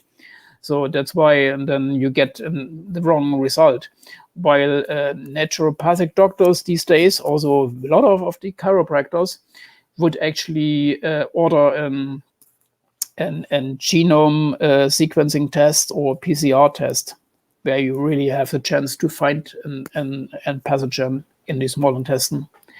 So anyway, my recommendation, if you really need help, you have to find a naturopathic doctor. So, and there are some good around, as well as you should have a good relationship with your regular primary care physician as well. So it's a little challenging, and my recommendation is you have to be prepared and explain why you don't want to have a stool test based on cross culture, but why you need, for example, an genome sequencing. So that's, yeah. Anyway, could you go to the next slide? I think that's it. Unfortunately, it took longer than I hoped it would. So we are actually 30 minutes late. So nevertheless, I would like to answer some questions. All right. Well, I'll try to go from all the comments I see in the chat, and then I'll ask my own questions. The most recent one I see is, if he doesn't have T-Mal, how did he get into this? So I personally believe, so very often, so if someone has TMAU, then TMEU1, so that's the genetic defect. Usually, as I said, I met two people in my life with TMAU1 or TMAU, and that is actually a really painful, smelly gas. So and that's actually pretty rare. That's really rare. So I would expect most people with complain about metabolic body malodor and bad breath. It's more like fecal smell. So and that's actually a typical sign of bacteria. So anyway, so I actually did a test with TMAU, and it was negative. So and yeah, I mean, quite frankly, I can tell you this: if I drink a lot of alcohol, I try to avoid that, but sometimes you have a party or whatever, and you end up drinking a lot. So, and I had this case the next day. I could actually sense trimethylamine. So that's like version 2 of TMAU. So that's actually, it's not genetic, but so your body is not able to produce enough of the enzymes, and it's probably because the body has to focus on acetaldehyde instead of FMO3, for example, and other enzymes. So the body tries to keep itself alive, and that's why then these certain enzymes are neglected.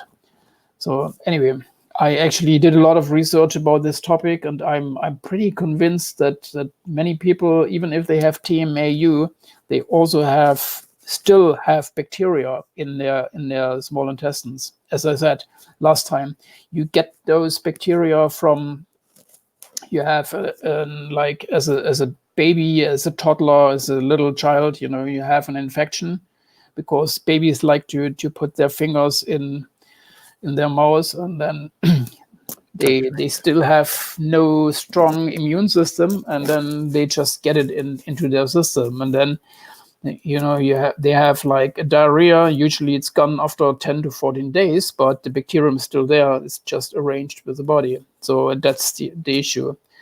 As I said, so it's really hard to get rid of them. I'm pretty sure if you would actually find a chemical to get rid of one pathogenic bacterium, you might actually, within a very short period of time, you might get another one. So that means these pathogens is like having the mafia in house. They also protect you. So Okay. if one is gone, the next one, is the doors open. So I'm just saying it would be better probably to deal with that a little differently. Eat healthier. The nice side effect is there are two side effects of these bacteria. One is people actually with this challenge usually are much, in my opinion, are much more valuable people because they are much more sensitive to issues of other people. So if you get over that for yourself, if you get your own issue solved, however, if you use antibiotics, it's gone, or whatever you do, but you actually suffered a lot of pain, and then you will be more empathetic to other people, So at the end, after this experience, you are a much more valuable person. That's what I believe. So that's actually a very important aspect. Well, another question, and here's another thing. If you have any questions for Yins, this is the time to put them in the chat because I can read them. But the following question before that was, is he located in Europe, and are there malodor support groups there? I'm located in California, and so in Europe there are actually support groups, especially in UK. So in UK it's like a hotspot. So anyway, I personally, I got that when I was in Europe. So I got it as a baby. I remember when I was a little child, I was like 4 years old, and other little childs complained, So I was really tiny back then. So that's, but what I described, so you get it as a disease as a baby, but you can also get that later on as traveling to South America, to India, to countries like that. You can easily pick it up, and then you have the same issue. And sometimes there were descriptions when a person with really bad body malodor actually, and then other people got it as well. So it was actually a cross contamination. So, but usually it doesn't happen. So this bacterial parasite actually is trying to stay inside you. It's trying to stay inside you. It's not really contagious, which is But good. there is a possibility that you can transfer it to somebody else. Yeah, I mean, you need a basic hygiene, so you have to, when you in the bathroom, you have to wash your hands, things like that, so you should try to protect people around you. So that's very important. I want to mention something very important as well. If, for example, if someone produces hydrogen sulfide, so this is very smelly, also fecal smelling gas, right? You can easily air out a room with that when you have that issue. But indole is actually not a gas. It's more like a solid. If you have a large amount of that, it's like a solid. And why I'm mentioning that is you need, if you, for example, you need to clean your house. I mean, it's the metabolite. It's not the bacterium. So what I'm trying to say here is, If you are afraid that your home actually smells bad, you have to clean the surfaces. You have to clean the surfaces to get rid of that. It's very, very important. Okay. All right. That's interesting. I do want to get another question from Harden54. She asked, how about the sauna? I think there was a point in time where you were talking about exercising and sweating out Yeah, odor. that's a very good thing, you know. So sauna is really good. What it does actually, it actually increases the immune system activity. So if you go to the sauna on a regular basis, body odor will go down or will disappear. Very simple, Mhm. very plain and simple. Now, do you feel like there's a better way? Like, because I know I had a conversation with Maria, and she was telling me that cardio that's have higher intensity usually sweat out the toxins more as opposed to low intensity, like let's say Yes, going on a sauna or just walking or something like that for long distances. Usually, if you have like high intensity aerobic exercises, you probably yes, expel the toxins or whatever. Do you feel the same way? yes. So the only limitation is, you know, so you have to sweat. You have to sweat. It's coming out. This actually, the entire process, this helps your, not just that you actually get rid of the metabolites, you also help your gland, the endocrinal system, you know, because they also need it. I don't know what actually happens, but it helps the glands, you know, to neutralize the certain hormones. But if it's becoming too stressful, mentally stressful, then you might actually experience bad malodor as a result later. So what I'm saying here is, for example, I'm running. I like to run. So and I like to run like 90 minutes or so distances.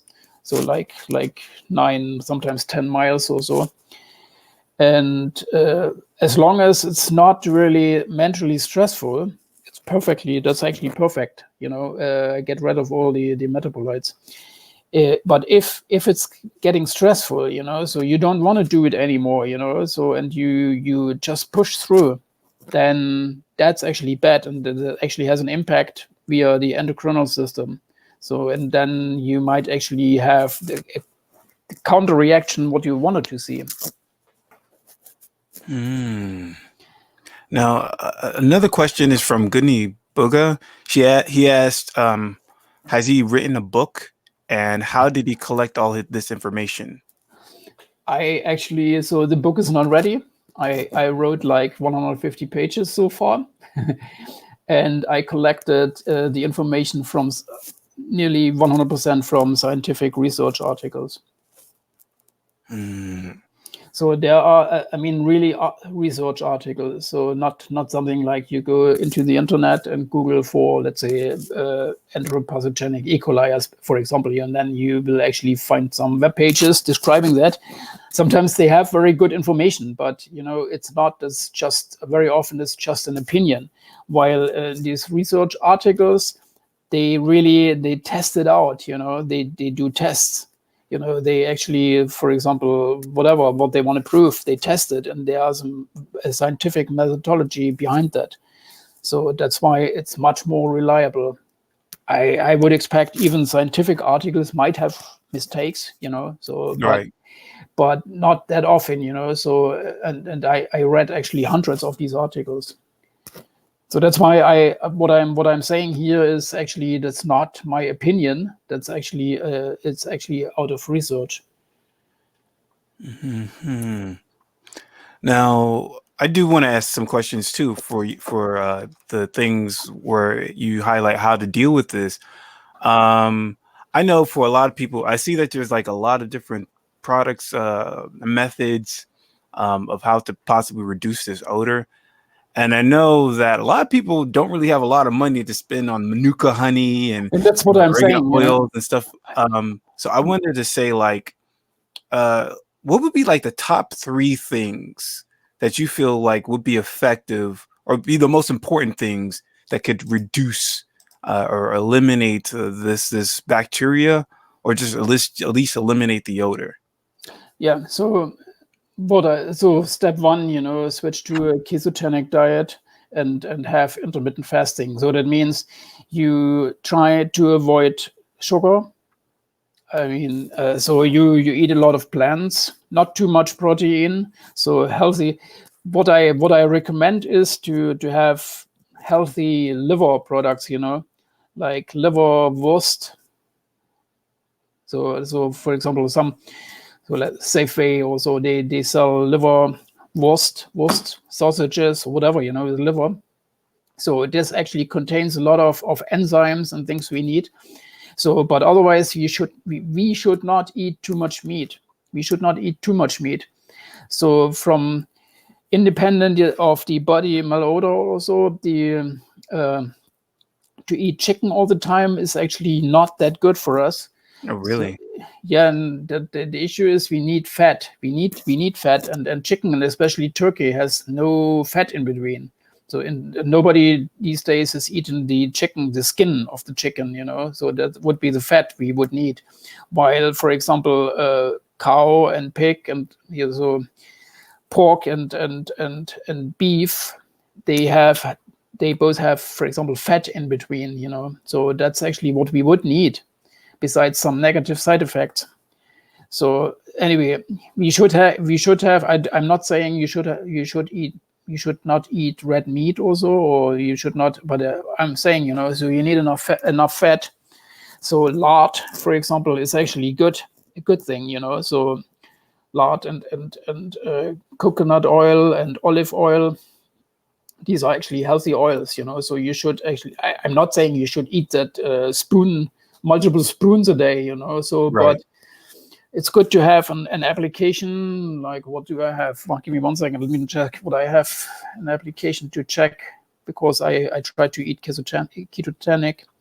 So, for example, I have the Carb Manager. So 1 second, it's just loading. I didn't call this. Started this app for a while, so now it's trying to update. So anyway, so it would be good to have an app like Carb Manager that manages the amount of protein or so that you have an idea how much protein, fat, and carbohydrates you're eating. So if you eat too much of the carbohydrates, then so you're completely your body switches to sugar, because sugar is easy to burn for all cells. But otherwise, much healthier are ketones. I'm not saying you should never ever eat. Sometimes, weekend you visit someone and there's you get a piece of a cake or whatever. That's fine. But most of the time you should try to stay away from that. So this will actually help. The bad thing is sometimes it's hard to understand that, for example, you eat bread and sugar or something from the bakery, and your body odor will not immediately increase. So, but nevertheless, the bacteria are actually multiplying, and actually, so you have much more of that. And then, if something happens, like depending on your immune system, depending on your endocrinal system, things like that. So once they actually start to metabolite other substances, for example, or if they start to produce H2S, also, then you suddenly smell. So I'm saying it's really hard to say, okay, I ate something from the bakery and shortly after I smelled badly, So it's sometimes not. I mean, in most cases, alcohol is pretty easy, So you drink, if you have a very active pathogen in your small intestines, if you drink alcohol, you will smell really badly in minutes, So I'm just saying, you can avoid that. You can avoid it. And it's actually it's good to have as much as possible fermented food. So, and if you go to a party, I used to have a 6-pack. When I went there, a bottle of wine or a 6-pack of beer. So meanwhile, I switched to a 6-pack of what's it called? Kombucha tea. So, and it doesn't make a big difference, At the end, I'm fine. You want to have something in your hand and you want to drink, and it's tasting quite good. And you don't have this negative side effects and damages, and you don't smell after that. I do want to talk a little bit more about the diet because I know with some people, I know you said you feel that we should have more vegetables, more healthy greens. I know for some people, like cruciferous vegetables Yes. makes them smell worse. Yeah. So Do you feel that all vegetables are okay, or are there just some vegetables you should stay away from? first of all, cruciferous vegetables are actually bad if you have otherwise a lot of carbohydrates in your system, because the bacteria will break down the choline, and cruciferous vegetables are extremely high in choline. So if the bacteria are breaking that down, you have an issue with trimethylamine. So that's actually, and that's a completely no-go. So, but if you have a ketogenic diet with very low levels of sugar, starch, and whatever, then that's actually in most cases not the issue.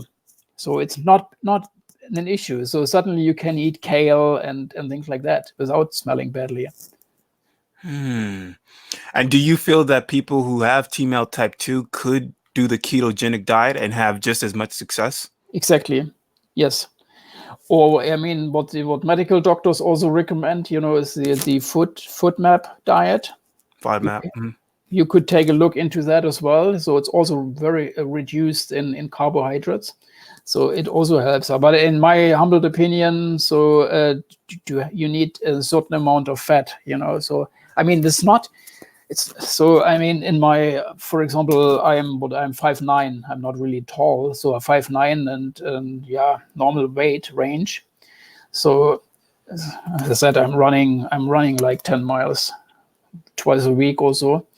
So in my case, I'm so in this carb manager, for example, I use like 50 gram of carbs, 50 gram of protein, and 89 grams of fat.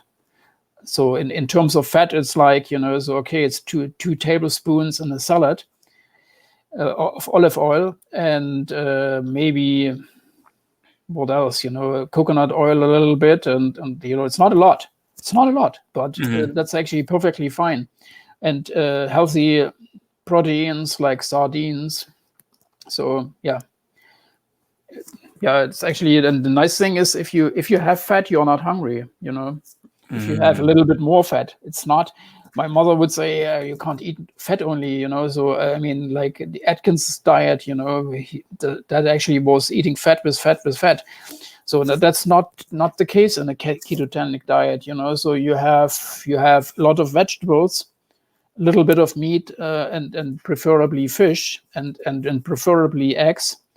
So, but Why so you should not preferably order. fish? Is there a reason? Yeah, I Maybe mean, more some oils? of these more fatty fishes, they are really healthy. And as long as you don't have, what I'm saying is when trimethylamine becomes an issue, then you, for example, I personally had bad experience with salmon. So when I actually had a large piece of salmon in a restaurant, and then people really literally run away from me, after half an hour. Wow. So that's actually not good. So, but usually if everything is fine, as I said, have for a couple of days very limited carbohydrates, it's perfectly fine. And then I can eat sardines, for example, Now, I do want to talk about this. I know for me, it's sort of hard to get so much to eat so many vegetables and little bits of meat because I'm always hungry. And it's like I'm trying to get at least enough calories in it, but enough calories daily. But it's sort of hard to get that. How would you increase your daily amount of calories when you only like most of the stuff you're eating is like vegetables? Yeah, I'm not eating only vegetables, So, as for example, I for quite some time, I'm eating like 4 days a egg, 4 eggs a day. Oh, 4 eggs. So some people would say this will kill you because your cholesterol will go through the roof. But nothing like that happened. Right. nothing. So I'm perfectly fine. My heart is working like a sewing machine, so I can run and run and run and whatever, it's perfectly fine. So I don't believe in that, So I mean, I'm not telling my PCP that I'm eating 4 eggs a day. So, but you need actually, what is the term? I mean, for example, Costco has actually really healthy eggs, Mm-hmm. pasture-raised eggs, So you should have that, and organic eggs, you don't want to. I don't want to have antibiotics in there, for Right. example. So yeah. And I did want to. I know we talked about this off camera, but about like red meat. I know a lot of people say that like red meat is bad for them, or they get worse reactions when they eat red meat. But you do feel that you should have protein in your diet. Yes. What is your theory about red meat, or why you think some people get worse reactions to red meat? Yeah. Interestingly, so there is it's an sugar, and it's called NEU5GC. I do not remember what it stands for. Probably would have to look it up in Wikipedia right now. So anyway, this is actually a substance. All the mammals we are living with, and also apes, they have that in their flesh. They have it in their flesh, and humans do not have that at all. So that's one question is why, what makes us so different to the apes, and are we really related to them? Probably not. But point is, this is actually one reason. This actually, if people eat a lot of for example, beef, then that actually creates inflammations. And our biggest enemy are also inflammations, right? So that actually is destroying our.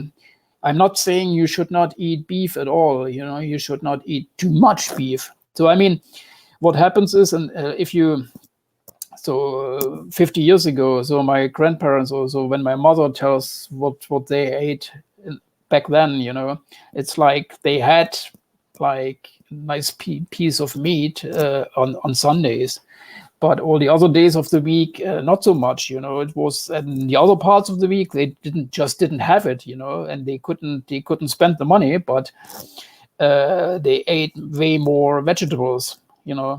So, and as I said, so eat lard and saturated fats, for example. This will fill you up. If Mm-hmm. I mean, quite frankly, I have these pathogens, believe it or not, fungi as well as bacteria. They actually can take. They are smart. They are ancient organisms. They know what they are doing. They can drive you to your fridge. They make you hungry. They make you crave carbohydrates because they want to have it.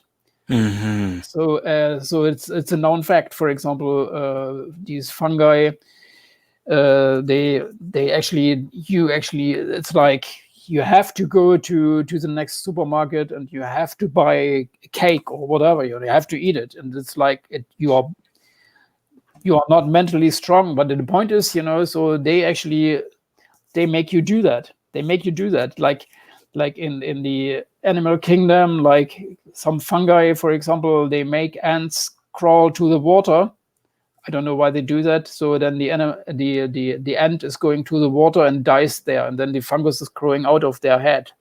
Hmm. So I'm saying they are able to manipulate other Organisms.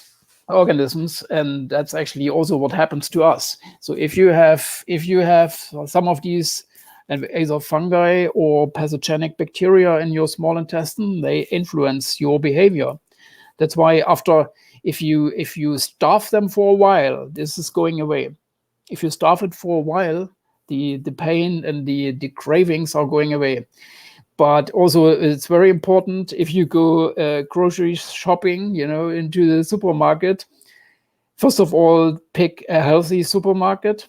Try to, if possible, have organic food, but always eat something before you go there. Always eat something, because Mm-hmm. otherwise, if you are hungry, suddenly, you will actually buy cookies and things like that. I do the same. So you should not. And my humbled opinion is you also should actually try to not to drink to have too many milk products. I stopped drink milk, and it's fine. So I for many years, for I don't know how long, 40, 50 years nearly, I had horribly allergies. So it's like eating some almonds, and my face would swell. So I looked like an extraterrestrial. So and springtime, it was horrible. I mean, I'm running outside, and it was horrible and things like that. And suddenly, since I also got treated, so by nose, and a throat doctor, but since I actually have a healthy ketogenic diet, I don't have any allergies. I don't. So that's actually also very important. Okay. So it's a good thing, Right. It's not easy if you have someone in your family and they want to eat a lot of cake and things like that, so it's really hard to manage. But if you suffer from one of these pathogenic bacteria, it will get worse. It will get worse with that. So Well, I wanted to thank you, Jens, for stopping by and explaining everything about the pathogens that are within us, and how to deal with it, and even how to which type of doctors to go to. I don't think there's any other questions on the chat. So I guess this would probably, unless there is any other information, any last thoughts you have, Mr. Yanger, about that you want to say about pathogens or negative? Yeah, what I just want to say, I personally, I thought about going, for example, to Georgia and get treated to get rid of this pathogen. In my case, it actually was proven with genome sequencing, and but I didn't do that. It takes time, and they actually, I talked to one of these institutes in Georgia. So close to Russia, south of Russia, and so I talked to them. They said the biggest challenge is they might actually be able to help me to get rid of that, but there's a good chance of a reinfection. So then, what would it be good for, to do that? So that's why I believe, so we can either try to fight them, or we can arrange with them, So you will not kill them, but they are probably, these bacteria or this organism, this parasite, is actually probably fine if you feed it a little bit, So with your body, with the glutamine in your body, for example. So anyway, if you what we talked about, if you exercise, if you have a healthy ketogenic diet, if you do a little bit intermittent fasting, so that means I am skipping breakfast. So I'm eating usually like 2 o'clock. Also, I eat something, and then actually like 4 hours later I eat something, and then I don't eat. So the worst thing is if you have a little bit hunger and you eat immediately. Big mistake in my opinion. So even the stomach crumble, so if your guts also are making noises, that's actually the moment when your guts actually are cleaning themselves. These movements actually is like a cleaning. So if you remember this picture, what I had was how the inner lining of the small intestines look like, this like little tiny fingers. So usually this picture exactly. So usually you don't have to do anything. So nevertheless, they are able to clean themselves, and probably also get rid of some of the pathogens, So, but you have to give it some time. So the guts need to be empty, and then that's actually wiped out. It's transported off. So that's why.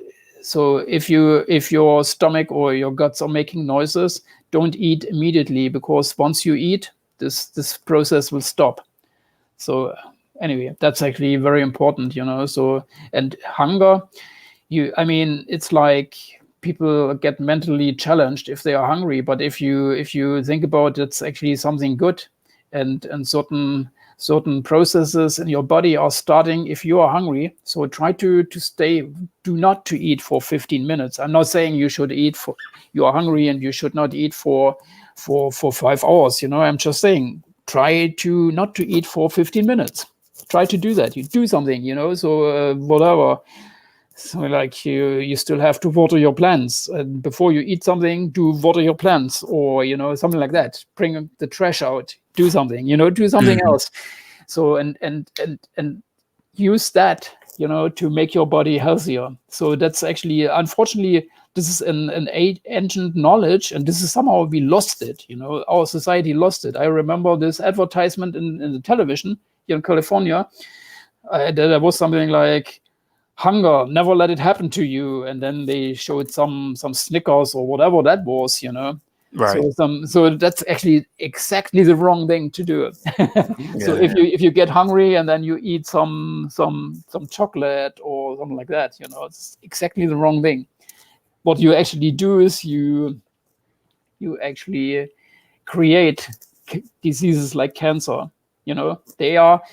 For example, Dr. Salmancini from Italy, he said he believes there's actually many cancers are like fungus. Candida albicans is white, And if he actually came to the conclusion when he actually did surgery on patients with cancer, this cancer very often is white, it's light, very light.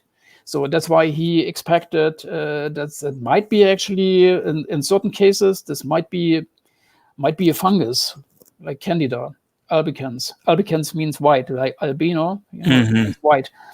And so it's a known fact that, for example, sodium bicarbonate is actually destroying these baking soda. Yeah, baking soda. And is destroying fungus. So, and he had patients when they said the medically oncologist set a stent to the next day they wanted to pump their chemicals in the tissue, and he actually used the stent. No, the stent is called. He used the stent to have a 5% of these baking soda solution. And in some cases, the cancer is going away. The cancer whatever whatever these cells, they all die off if you do that. So anyway, what I'm saying is, cancer, these pathogens, certain fungi, they work the same way. They have this very similar. They are from different kingdoms of, like these pathogens are bacteria, so they are prokaryotes. Then fungus is completely different, it's a completely different kingdom. And, and whatever cancer is, that there are different kinds of cancer. So Andreas Moritz, I had this name, he actually believed cancer is not, we actually believe we have to fight the cancer, but cancer is like, if your body doesn't know what to do anymore, he actually is putting all the waste in one place. So that's actually when certain cells actually start to malfunction. It's like a dump, so your body is dumping things there. So anyway, what I'm saying is, if you have a really healthy diet, so a lot of issues are just going away, and body odor is one of them. Body odor is one of them. So that's why I mentioned last week. If people get cancer, suddenly they create a very, very strange odor, which is also sometimes fecal, and their pets actually react to that. So dogs, for example, sometimes also cats want to show that, they show something is wrong with you, go to your doctor. This is actually, pets are doing that. So and very, so that's actually because these, whatever it is, they have the same metabolism, very similar. They ferment glucose, And then once they are done fermenting glucose, they ferment or they metabolize something else, and that it creates the bad odor. So anyway, we can do a lot. We can actually arrange with that. If we do workouts, if we eat healthy, we actually can get rid of that, and the body malodor might actually just go away. So you can actually go on for a long time without any trouble. And the nice side effect is suddenly, actually the pain actually made you live for, I don't know, for 90 years or 100 years. Mm-hmm. By the way, what I also want to mention is, so to not eat or to fast from time to time. I mean, some religions, so it's very, they actually want to have that. They want to fast. But, so if you have to exercise this, you can't just do that. It's just like that, so, but to be able to fast for 4 days, this will actually, this triggers this autophagy. And what you can see is, for example, my own grandparents' generation, they actually had times, my grandfather told me, so during war, they couldn't eat, they didn't have food for a week, they couldn't eat nothing. They could just water or something like that, nothing to eat. Some people ate grass, so anyway, if you can't eat anything, I mean, it's horrible. But at the same time, I tried to explain that then the autophagy is starting, and these people actually reached ages, so my grandparent generation, most of them are 90 years and older, so Right.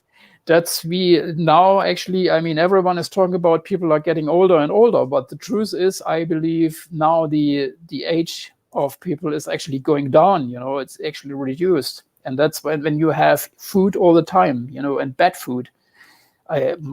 There's this saying, everything your grandmother would not recognize as food immediately because it's actually encapsulated in a plastic foil or whatever, Mm-hmm. You should not eat that. Food should be a plant, you don't need a wrapping for that, A cucumber is fine because it has an outer membrane, A tomato has an outer membrane. You don't need to wrap it. So, Right. okay. Well, yeah, again, I thank you for stopping by and giving us an explanation on how on the body and how it works. Yeah, and this is, I don't know if we're going to do like a part 2 or a part 3, because you did say you did want to talk a little bit about autogenic Training. Yeah, we can do that, so autogenic people could actually participate. So you can, so for example, there's, I don't know how it's called.